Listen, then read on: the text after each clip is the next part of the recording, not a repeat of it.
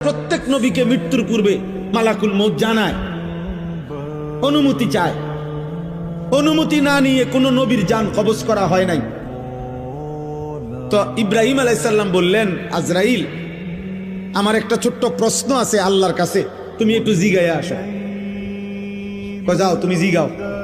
তো আজরাইল মালাকুল মউত বোঝাচ্ছে বলে, তো তুমি গিয়া বলবা আল্লাহর কাছে, আয়াকবিজুল খলিল রুহা খলিলিহি। আল্লাহকে জিজ্ঞাসা করবা গিয়া যে ইব্রাহিম জানতে চাইছে কোন বন্ধু কি বন্ধুর জান কবজ করে? বন্ধু বুঝি বন্ধুরে মাইরে লাগে? আমি না আপনার বন্ধু? ইব্রাহিম আলাইহিস সালাম কার বন্ধু?